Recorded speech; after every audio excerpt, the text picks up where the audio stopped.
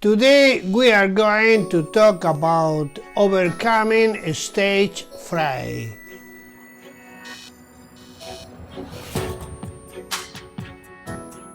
I'm José Manuel García-Lomas Allen-Perkins, President and first consultant of the firm García-Lomas Allen-Perkins, the ADO Corporation.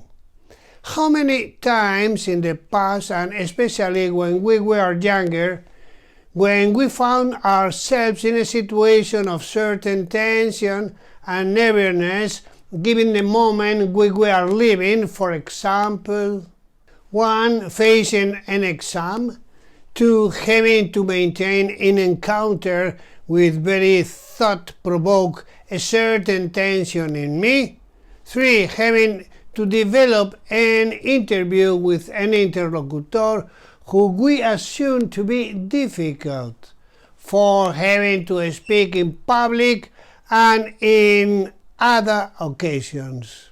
Who in similar situations has not been caught by a certain tension, nervousness, prevention, or fear by what is called a state of stage fright, which is presented sometimes to the theater actors, also known as the stage fright.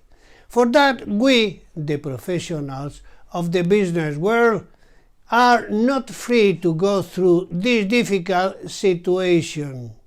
Sometimes we have to visit a client who we know is a difficult person, or the interview we are going to have immediately is vital for us because we are dealing with something really important and exceptional, or have to intervene in a performance and not only to a person but to a group or to a larger audience, and the question is how to overcome the state of nervous, tension, prevention, fear in front of a given interlocutor or a group.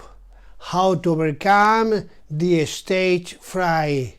It is quite common to feel this tension, this nervousness, prevention or fear in front of that person or in front of the group at the beginning of our performance. It is a natural feeling since we do not know who we are talking to. We don't know what the group's reaction will be, nor when the first objection will come up, nor what it will be. Besides, the group study us. We are going to give you some general rules for getting through the stage fright. 1.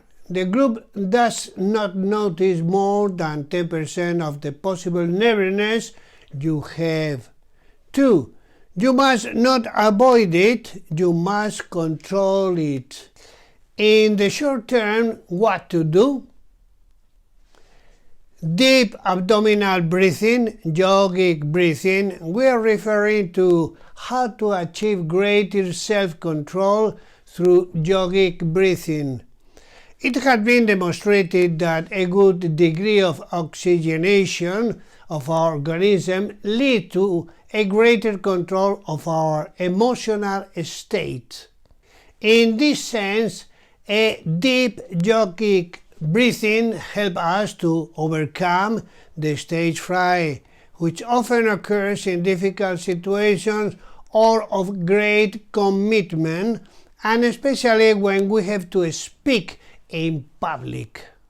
Therefore, yogic breathing begins by first expelling the air from the lungs through the nose, trying to achieve the fullest possible emptying the air we have in our lungs.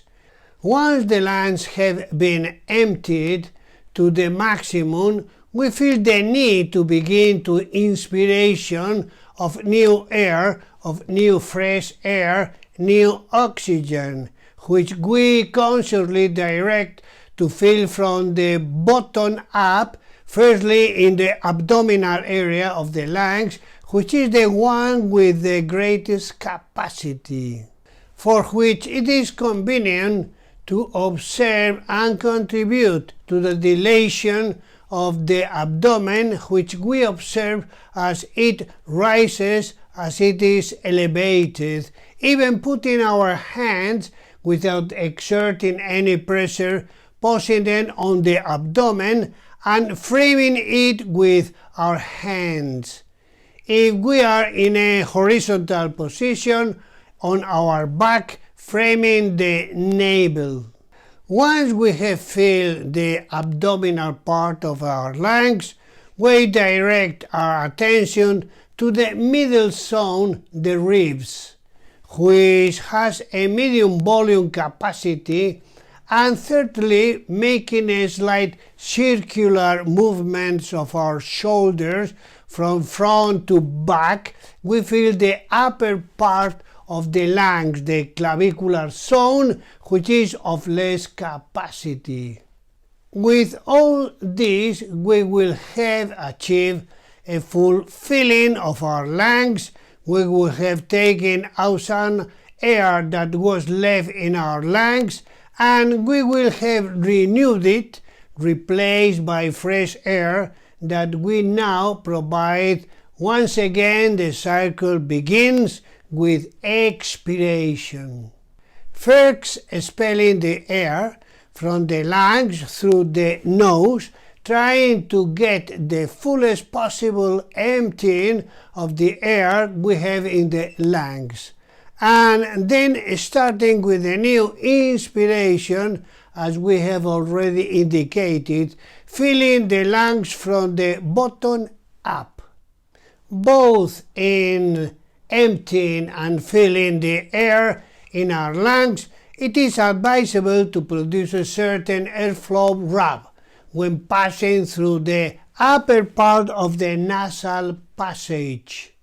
With this, we will produce a certain sound by the rubbing of the air with the upper part of the nasal passage, which, according to the yogis, activates some chakras or energy centers of our organism by activating those suprasensible spiritual organs that we all have, such as concretely the third eye chakra.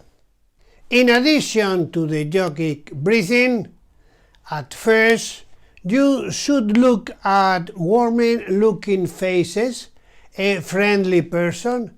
Don't look at unpleasant faces at first, which make us nervous. If we have our mouth dry, have a glass of water at hand nearby. Well, be yourself. Write the first sentence with which we start the speech. Take good pauses and use them for deep abdominal breathing. If there are problems, nervousness with your hands, use a pen at first, but then stop it promptly. And in the long run, what to do? Prepare well for our presentation, gather good knowledge of the subject, training with the help of a clock, and film yourself for auto-analysis. And remember, nothing replaces a deep preparation. Preparation is everything. If you are interested in our videos, I suggest you give a like and subscribe to our channel.